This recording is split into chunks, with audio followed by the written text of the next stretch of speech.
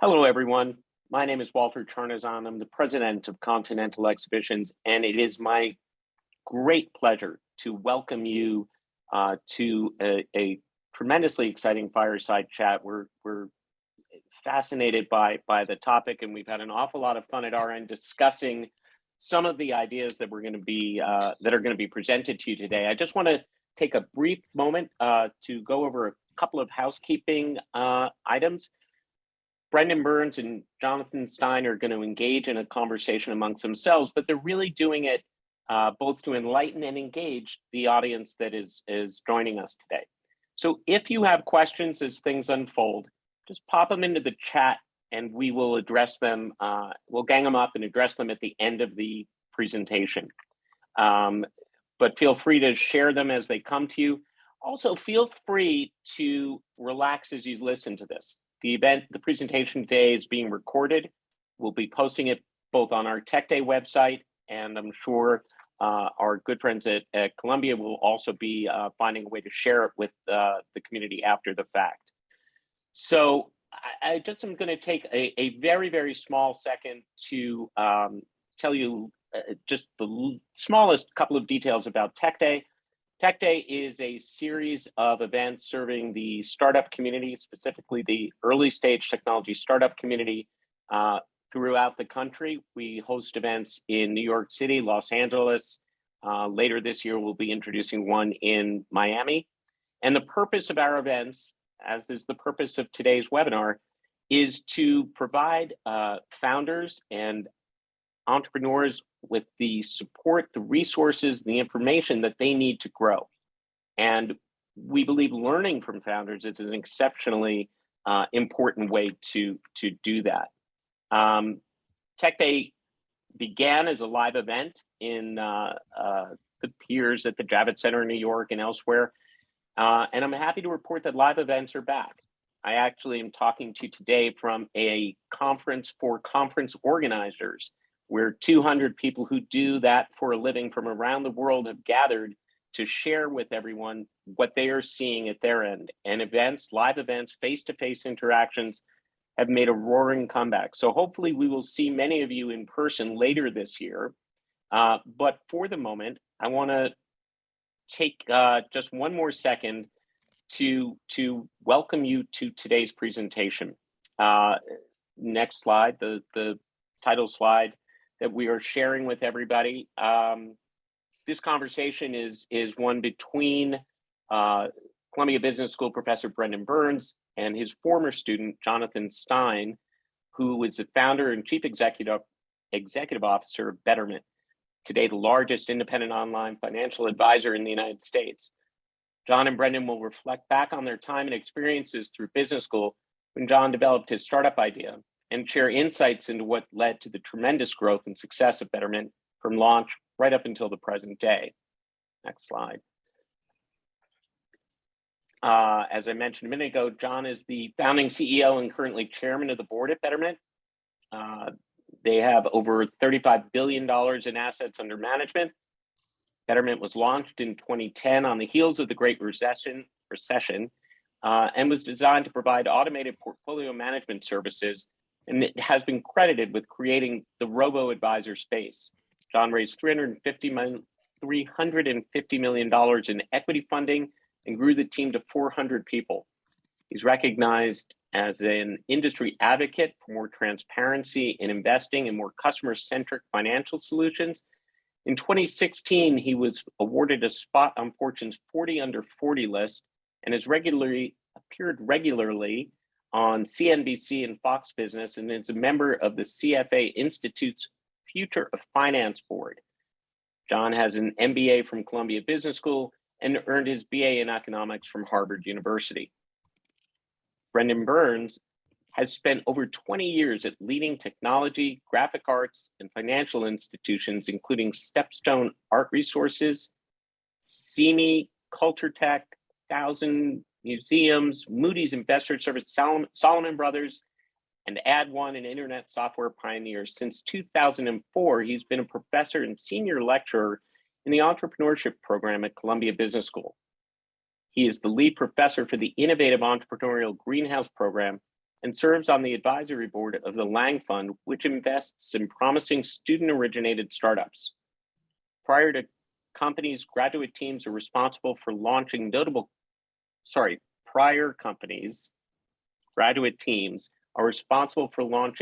companies such as Happy Family. This slide just cut out, forgive me. Happy Family with an exit to Danning Group for 300 million, Olapic with an exit of 150 million, and Betterment 1.4 billion, Flexport, a Y Combinator grad, current valuation of over 8 billion, Fastor, and many others. Brendan has an MBA from Columbia Business School and earned his Bachelor's of Science from Fordham University. It is with great pleasure that I'm going to step out of the way and let you all focus on what you really came here for, which is a really intimate conversation between an incredibly knowledgeable professor and an incredibly successful founder. As I say, you don't have to worry about taking a lot of notes. We will post a recording of this so you can sit back and relax. But if questions occur to you, please just put them in the chat. We'll gang them up and we'll address them at the end. So without any further ado, let me turn things over to Brendan and John and look forward to hearing your conversation. Walter, thank you very much. John, great to hang out, even virtually. Yeah, howdy. Good to see you again, Brendan. It's been too long, so happy to do it this way. Yeah, and we'll say, just for everybody out there, sorry for the technical difficulties. You know, we do live in this world. Maybe the best thing we can do is stop the screen share and just focus on the speakers. Absolutely, we will. So we'll start in the meantime, and I think Walter, one of the things as you were talking that made me think about like my perspective over the course of quote teaching all this time. People, I want to share something which I think is a good way to position how I think about John, which is that people will say, oh, that sounds great. You teach at Columbia, how wonderful. And I have to say, listen, the reality is you get more than you give.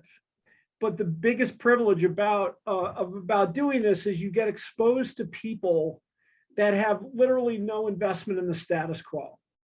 And that is that's a deep privilege that I hold dear. And I think like the companies that you talked about associated with the school, you know, Betterment is, you know, amongst the best examples ever.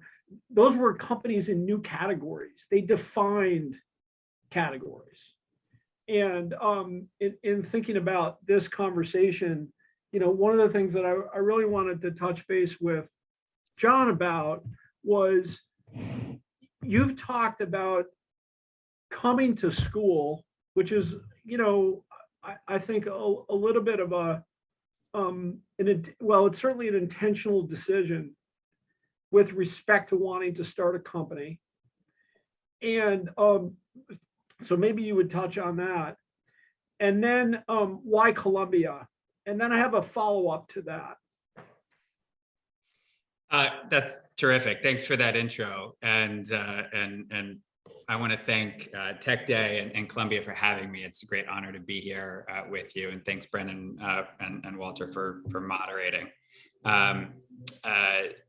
In the introduction, Brandon, you got described as the professor and me as the entrepreneur. But these days, now that I'm the chairman, I'm spending the majority of my time, 50 or 60% of my time, is advising growth stage CEOs on their businesses. And so I'm playing a little bit of that professorly role now too. And of course, you're a serial entrepreneur. So we're both professors and entrepreneurs.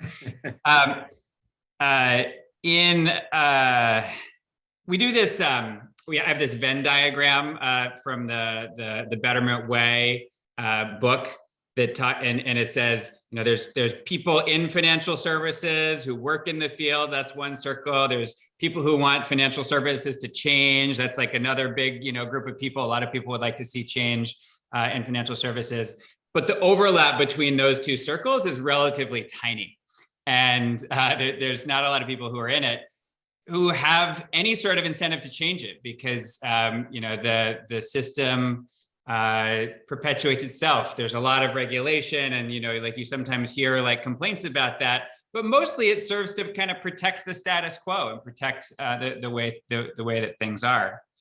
I feel like I was lucky to kind of happened into financial services. I just happened to start working at this firm, First Manhattan Consulting Group, that worked for banks. I used to say our biggest, my clients were the biggest banks in America and around the world, and my job was to help those big banks make more money. And I would sort of like say that jokingly, like, can you imagine me helping the big banks make more money? Like, that's not the sort of person I am. And to my friends, they would know that. And I knew that whole time that I was there that I wanted to someday start a company. And so I felt like I'd been let inside the castle to sort of see how it worked. But all the while was taking notes and kind of like thinking about how could we come back and do this better. It was hard for me to build up the confidence to do that, even though I, was seeing all these ideas and meeting people and seeing ways it could be better. I just, I grew up in Dallas, Texas, far from the capitals of finance, and sort of always felt like somebody else is going to do this better than me. And in a way, going to business school was like, I need to fill in some gaps and kind of validate this and understand. And maybe I should take a strategy class. Maybe I should take a marketing class. Maybe there are folks there who've done it or I can learn from. And at the very worst, the downside is I've got a couple years to validate this idea and work on it. And the worst case became sort of the best thing about it was I was there at Columbia. I was at Columbia with a community of amazing people, many of whom are still, among my dearest friends. Met professors who had a profound impact on me, advisors, became investors and advisors at the company. With you, Brendan, in the entrepreneurial greenhouse class, we had a lot of fun, and with all our classmates in there too.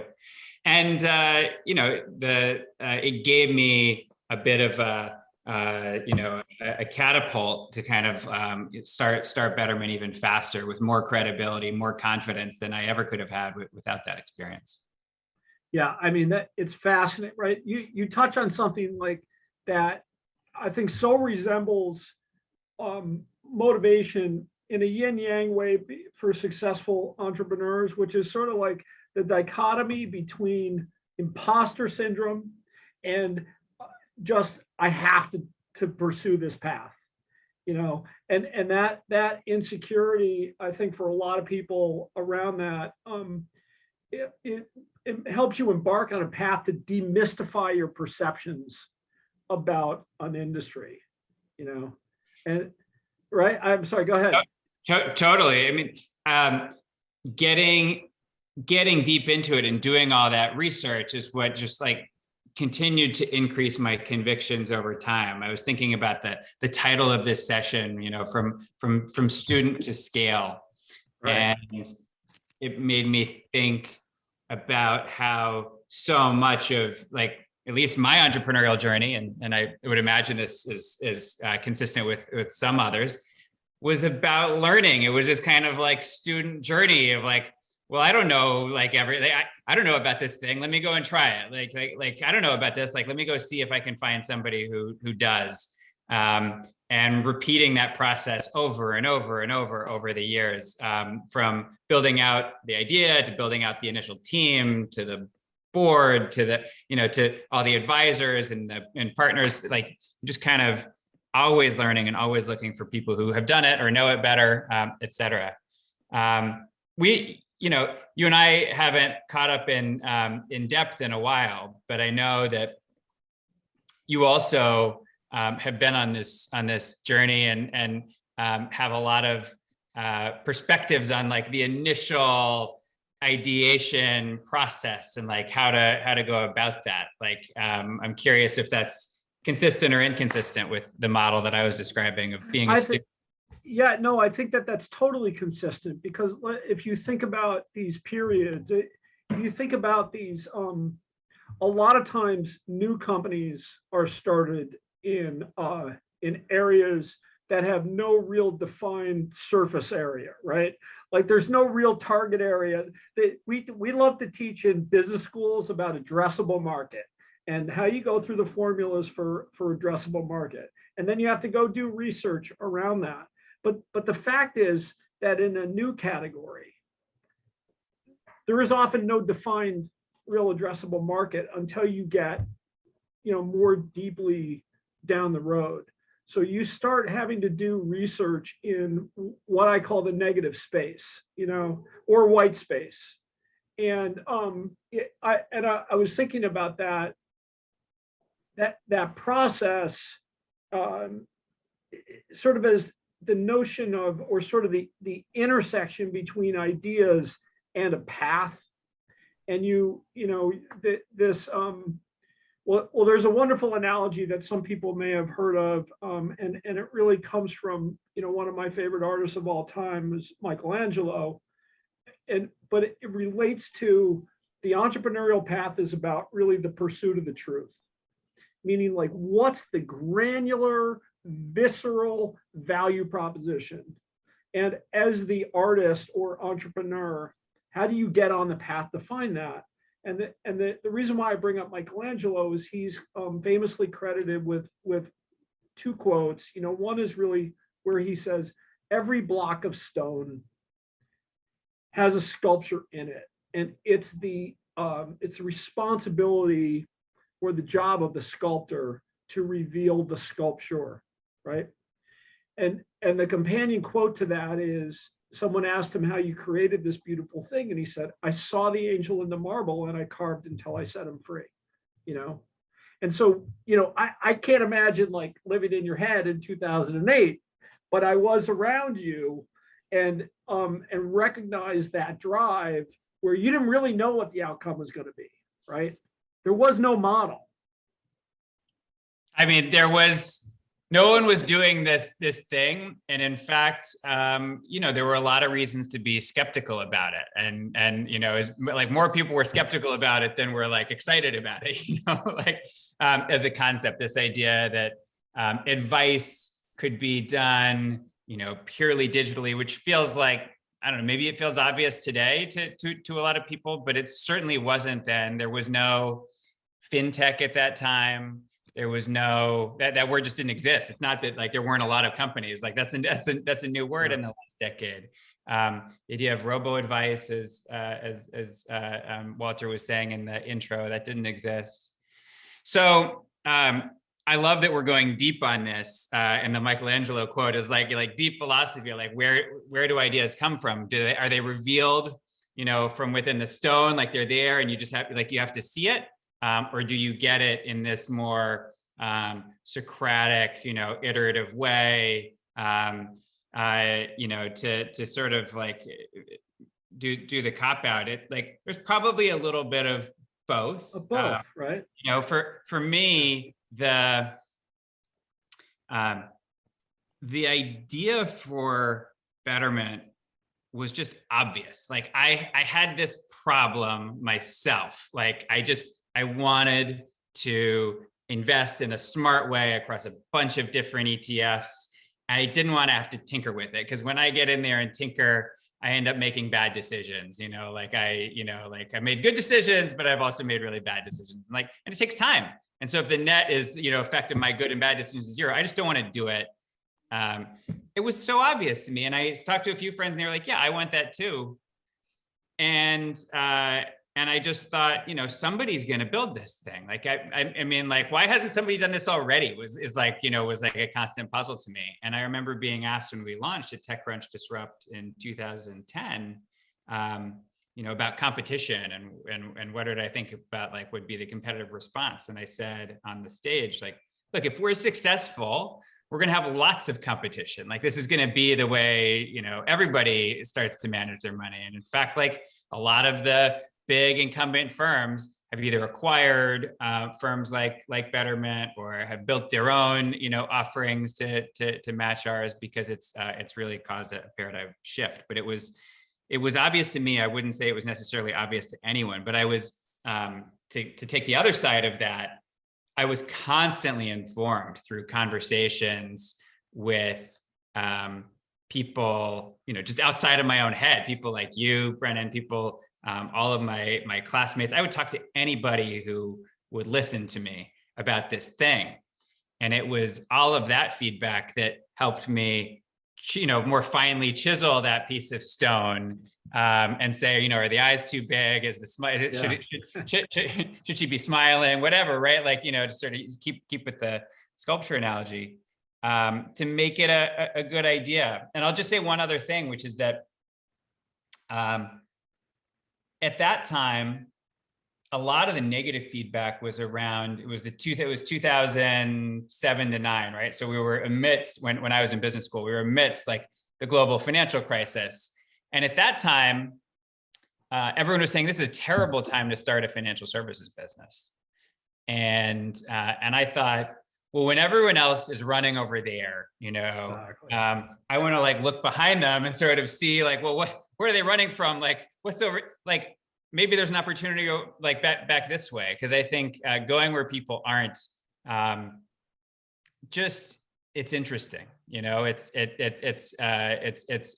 creates some opportunity.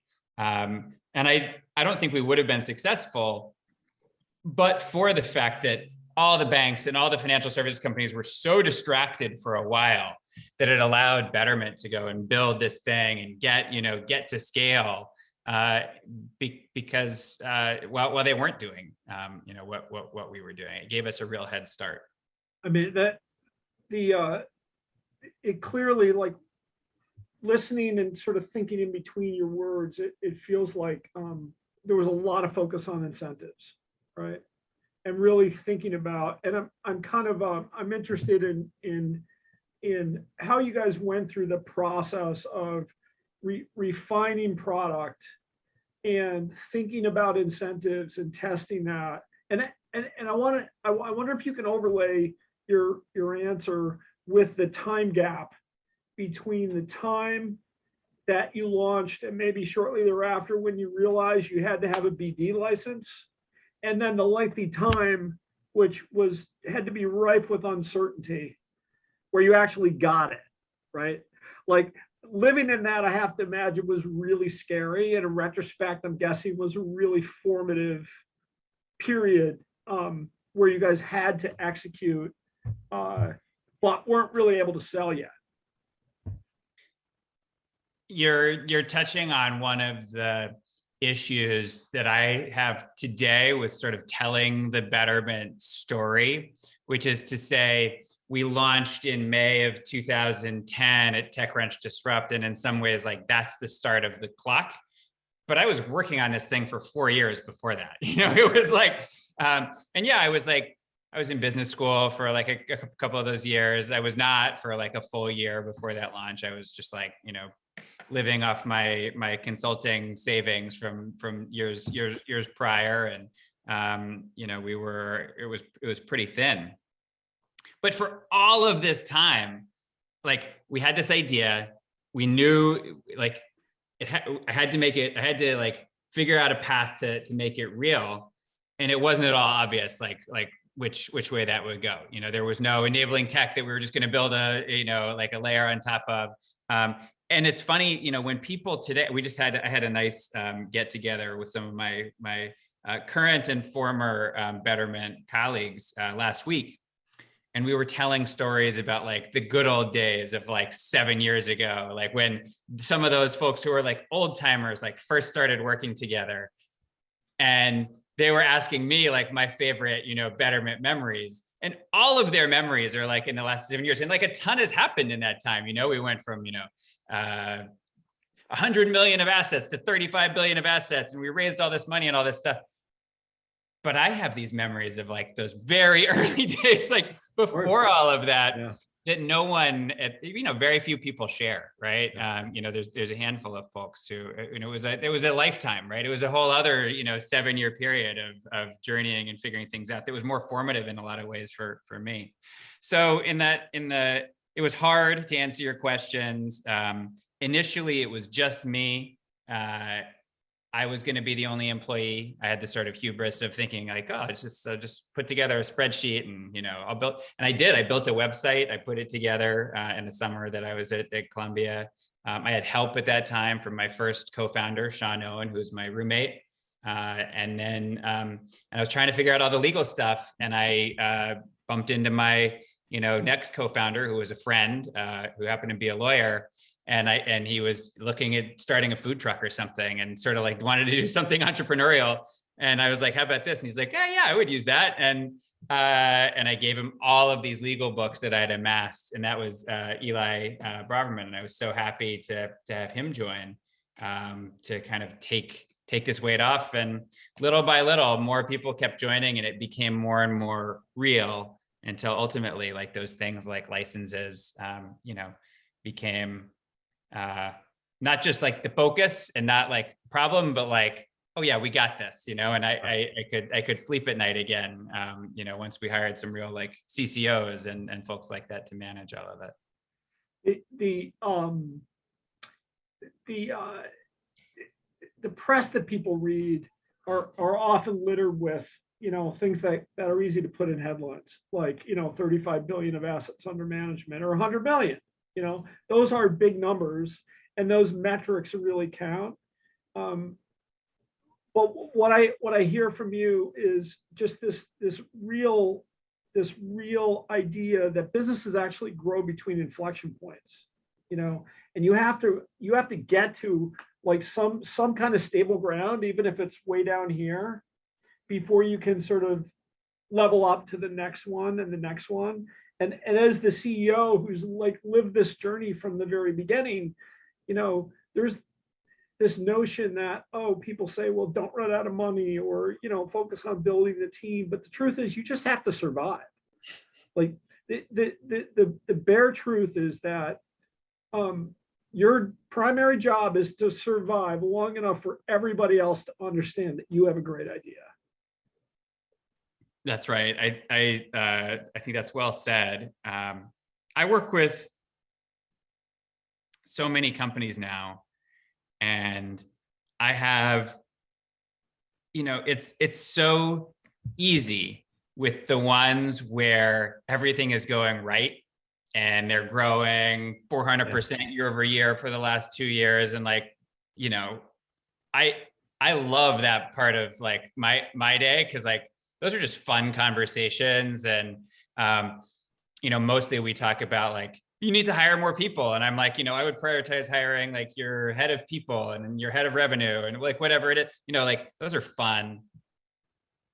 And I have companies where, I'm advising them, and maybe it's just, it's not clear to me that it's going to work out, right? It's like, it's not obvious. I'm sure you've been in this situation, Brendan, many times. And it's hard. It's like, that's hard work. It's not my favorite part of my day. It's like, and I'm thinking in between our calls about how do I build this great, and I love the entrepreneurs, right? Like, to a person, like everyone I'm working with, like, I love the entrepreneurs. So like, that's not a question, but it's like, how do I tell this entrepreneur that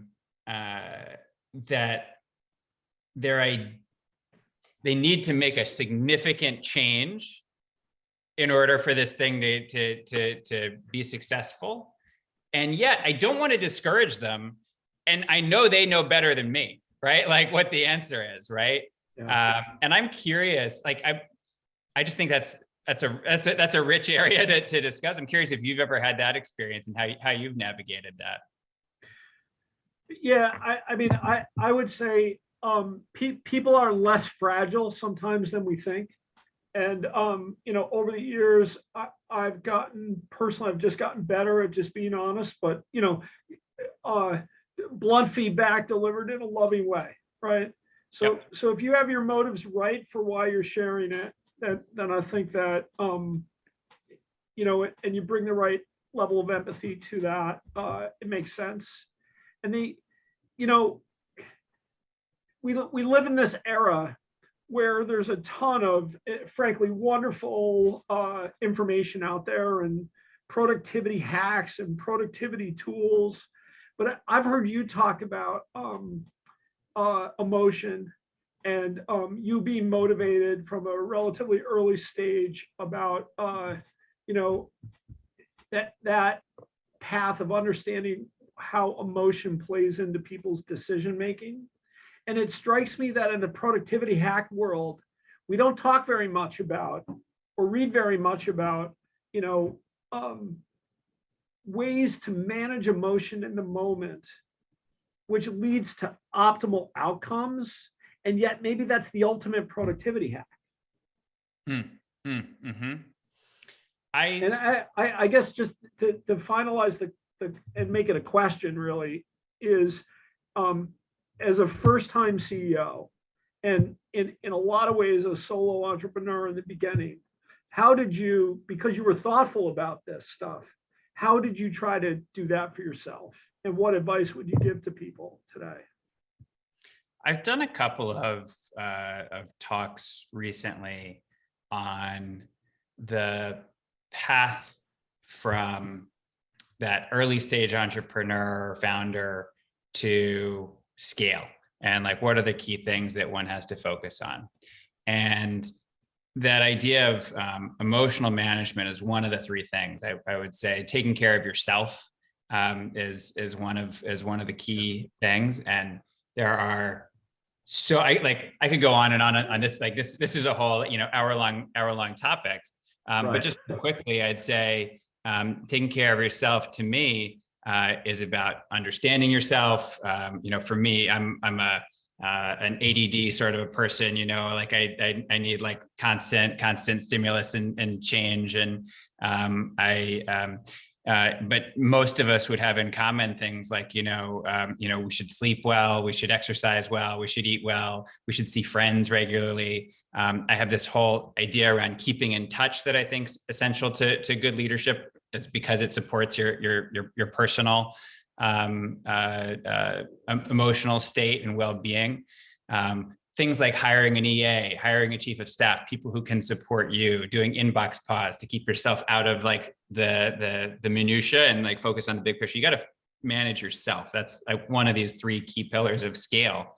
The other two are that it's about moving from being more of a small team family focused org where you're like deep in the product to really leading through principles and brand, your brand, the company brand, the key, those core things that you kind of constantly remind folks of.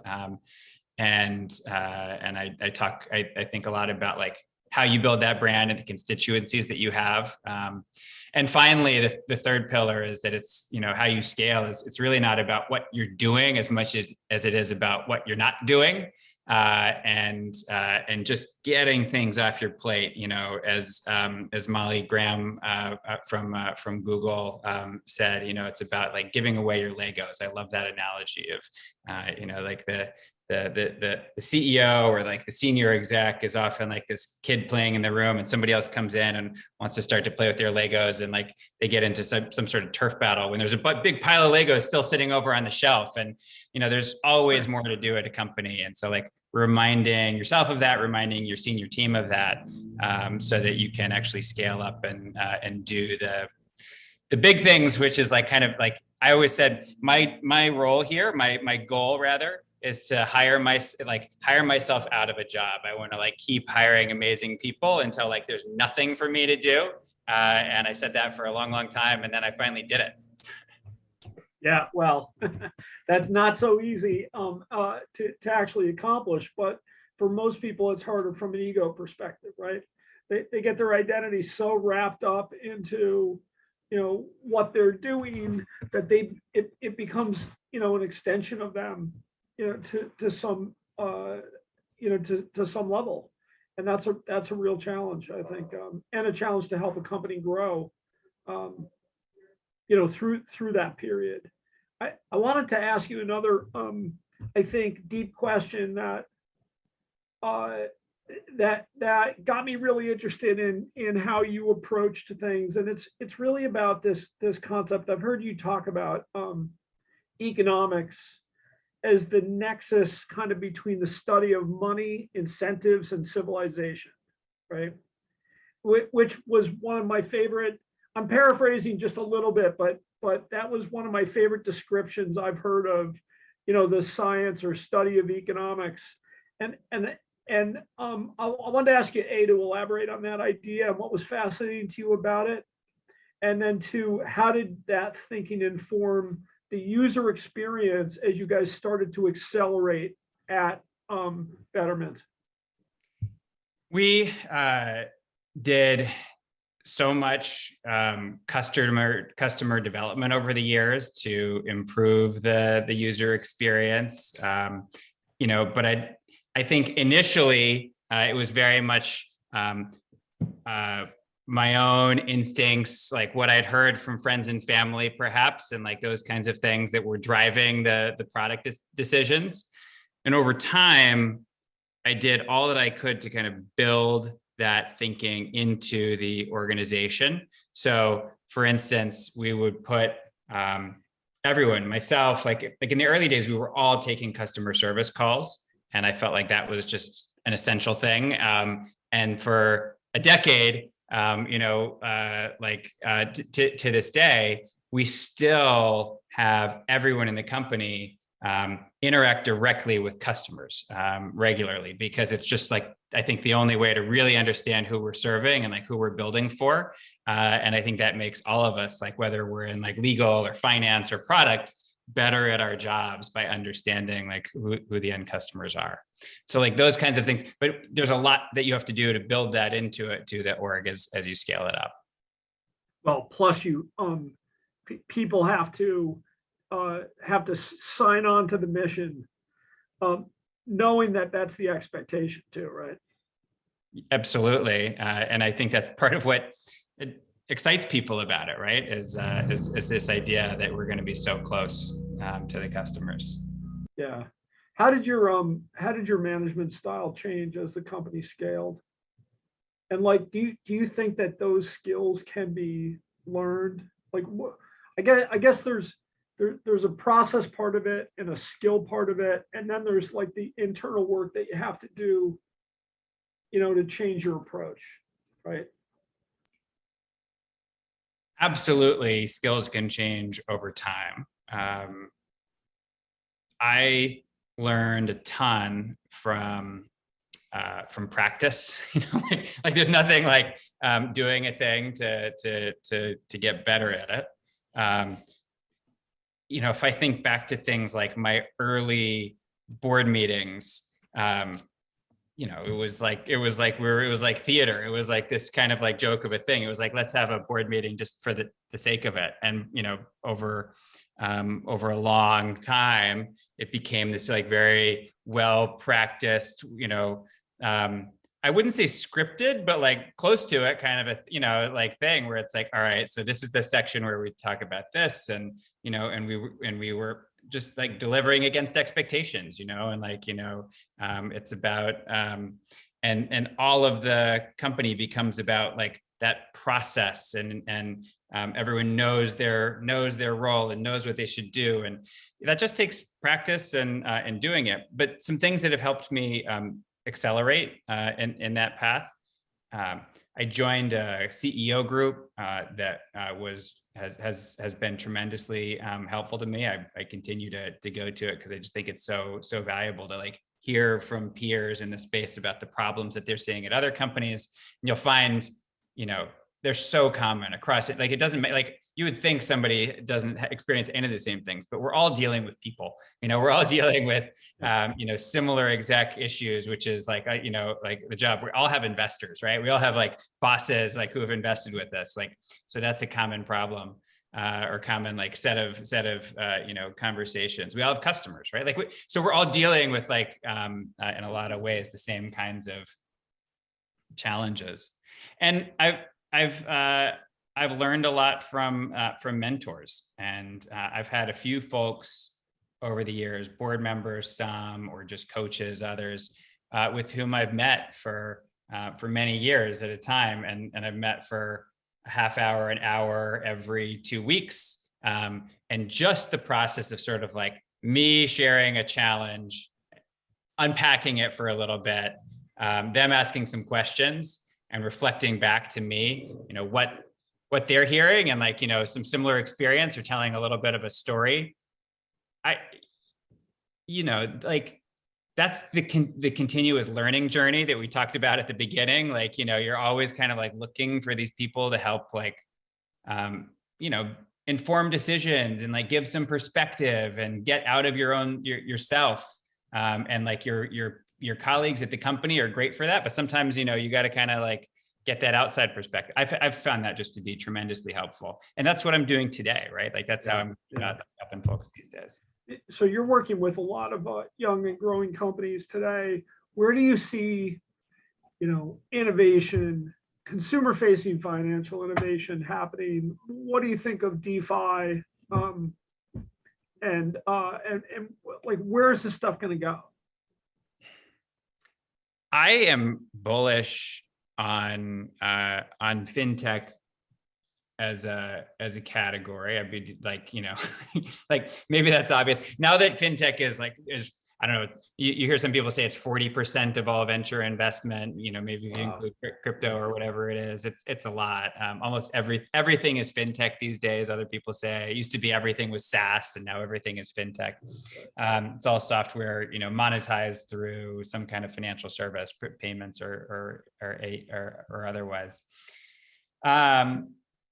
But where I think in general, like the most interesting companies are formed is in the less flashy consumer facing stuff. It's in the back end process and finding some process that's broken and that you're able to make significantly better and therefore, deliver a better customer experience. So like the obvious example or the personalized example of Betterment is an easy one to talk about. There, signing up for an investment account was hard, a decade ago.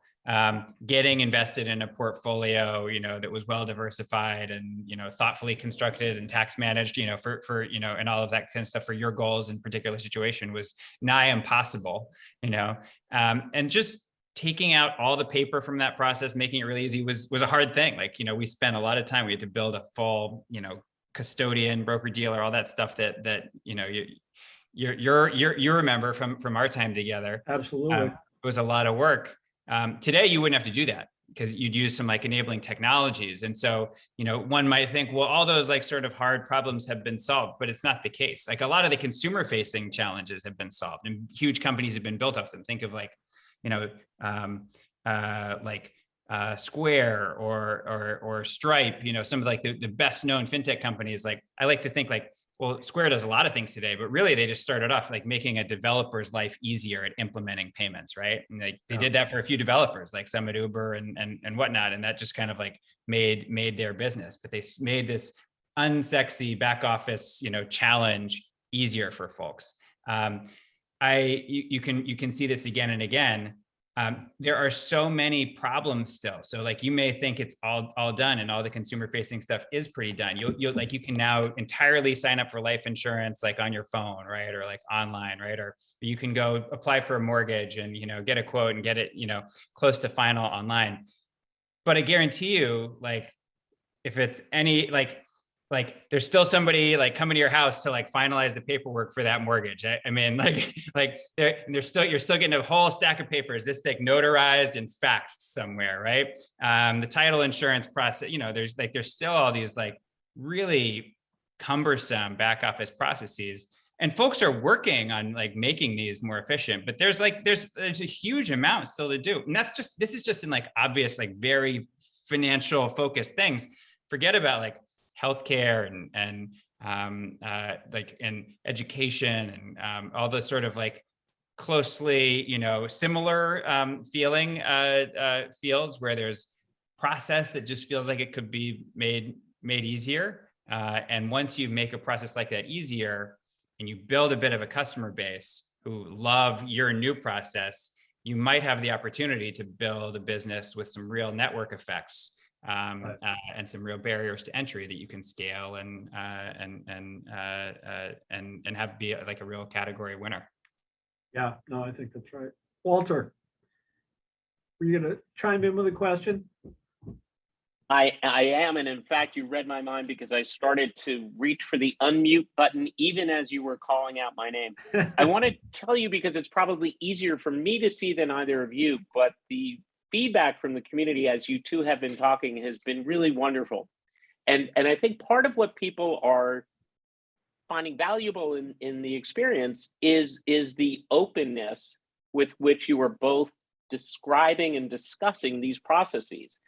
So one of the questions that someone raised, and maybe this is too personal to get to, but one of the questions that was asked was whether you had any recollections, Brendan, of working through some of these emotional management issues with Jonathan when he was a student in your classroom or in the coffee shop outside your classroom. I don't specifically remember John is, really expressing any, true self-doubt. And believe me, like all of us, we've been in lots of meetings in this context where, people, it's just a normal human reaction, right? I always like to say that one of the things that you have to do if you want to be an entrepreneur is really get comfortable with the idea, or with just being uncomfortable.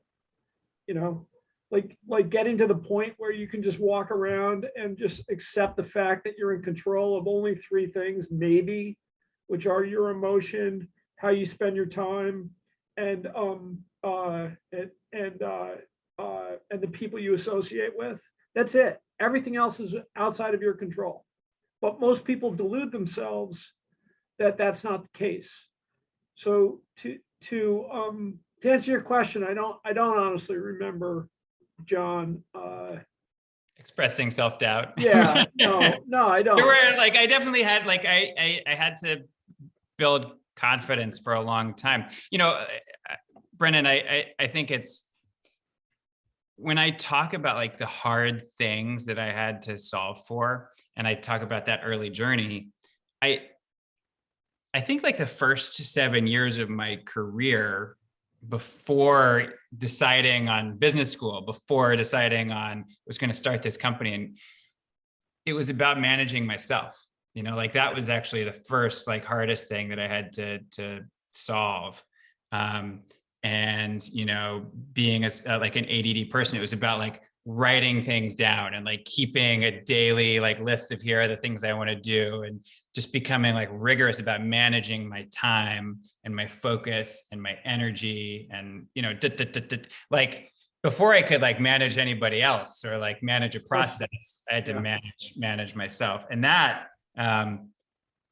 that was a lot of work. And it's different for everyone, right? Yeah. That's for sure. But then I was talking to a friend of mine who's a coach, Elisa Gray. She's coaching early stage companies now. And I was asking her what she loves about her job.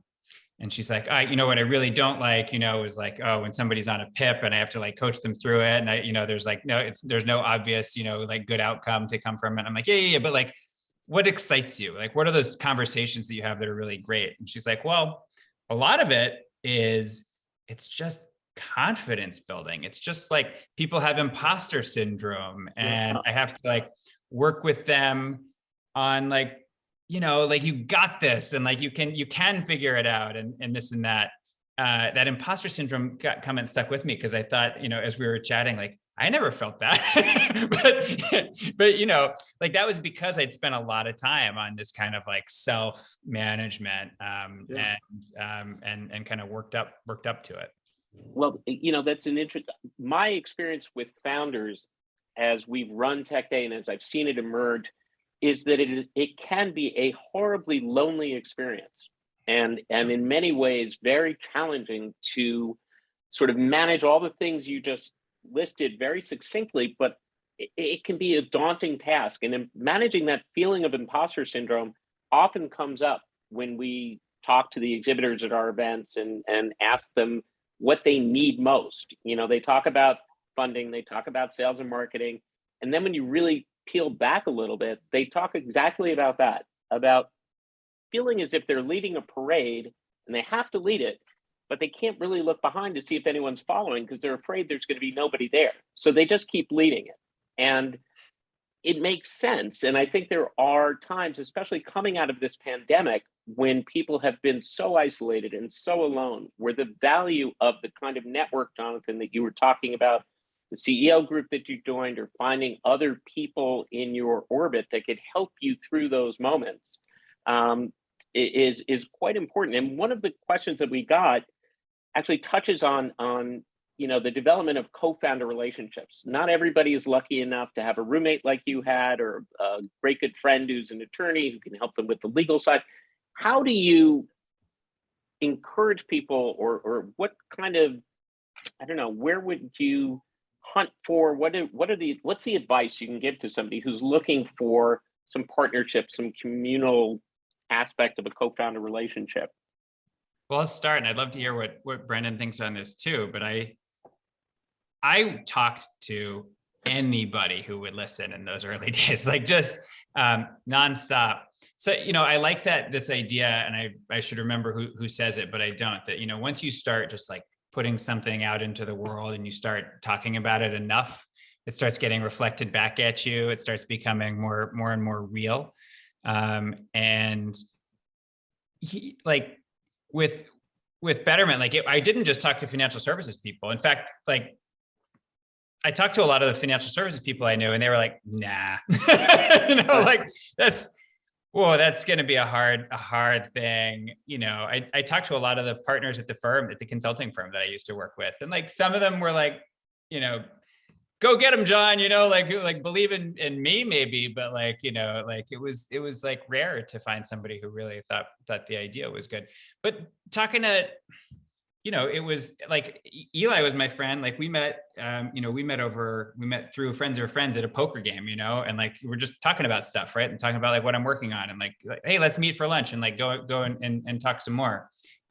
Anthony, my first head of product, I met I was at a holiday party that I was sort of tagging along to, and talking about this thing that I was thinking about. And he was like, oh yeah, I have some experience that's somehow relevant to this. And I was like, great. When can you start? Right.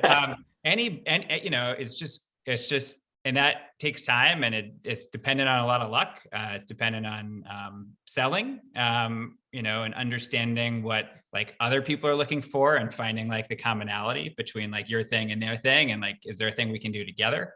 But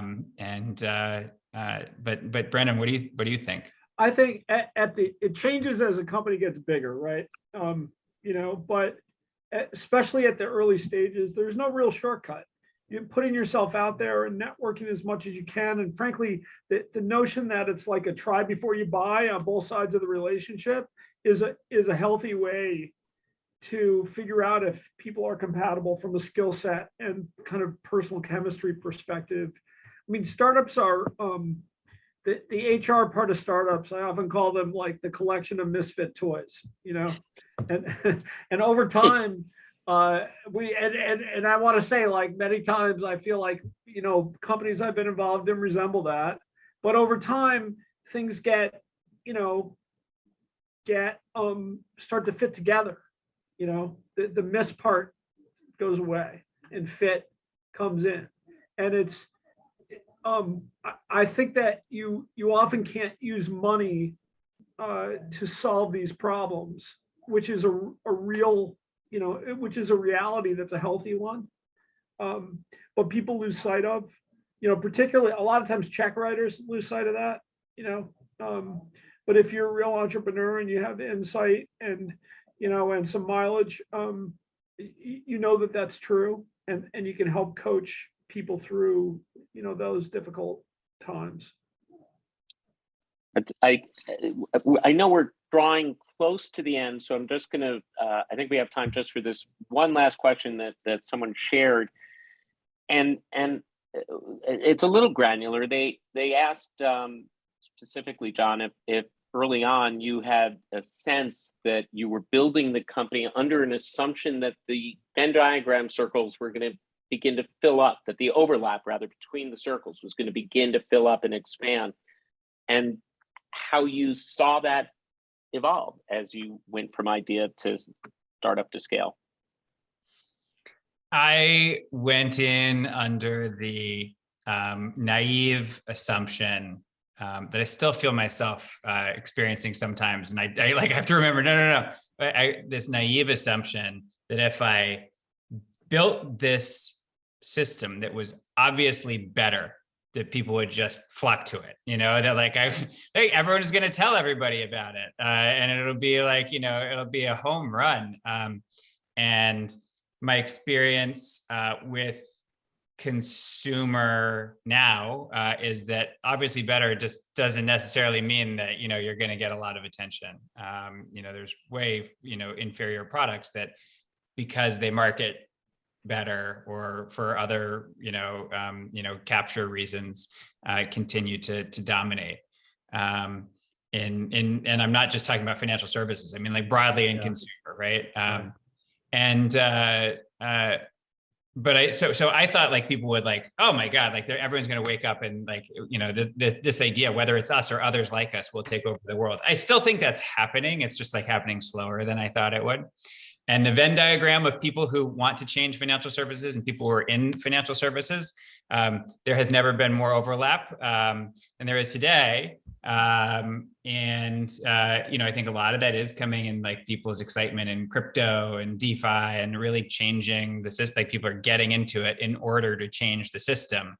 Right. But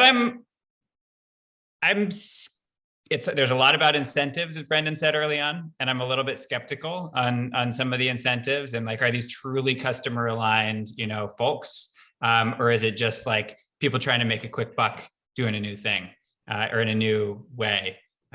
Being really customer aligned in the long term is a great business model. In the short term, it's really hard.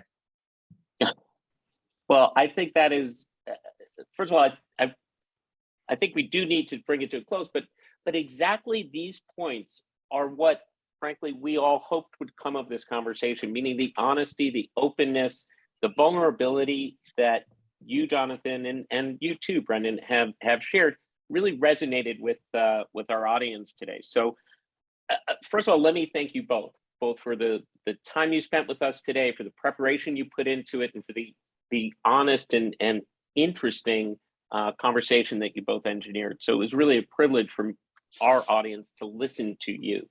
And I want to thank our friends at Columbia Business School. Columbia Business School has been a friend of Tech Day from the beginning. Their generous support and participation in the event really has enabled us to continue to put a roof over the heads of entrepreneurs and startups who are looking to showcase their products and their services to a community of other entrepreneurs, of investors, of potential talent, and all that assembles under that Tech Day tent. It would not be possible, or it would be a lot harder without their very generous support. And we continue to be very grateful to them, and exemplified by the relationship the two of you shared today. So thank you both, and thank you, Columbia, and thank you to our audience. We are looking forward to seeing you all in person. As I said, live events in person are coming back. And until then, we're happy to do this. And we have the good fortune to share with you that this is going to be a series. There are other conversations that Brendan will be leading with other entrepreneurs. I think, Jonathan, you've set a high bar. The shoes are going to be very hard to fill, but somebody else will be in that seat soon to share with our community their experience as an entrepreneur who's gone through a lot to get to where they are. So stay tuned. We'll be sharing all of that with you in the audience. We'll be posting this conversation on our website. We're going to share it with Columbia to distribute to their community, and I hope that you share it with your friends, because an awful lot of good information was presented today. So once again, thank you all. Thank you all for your time. And again, thank you, Jonathan and Brendan, for your insights and really for your vulnerability. It was really very, very powerful that way. Great. So thank you all. Thank you. Thanks, everybody. Bye-bye. Bye now. Bye.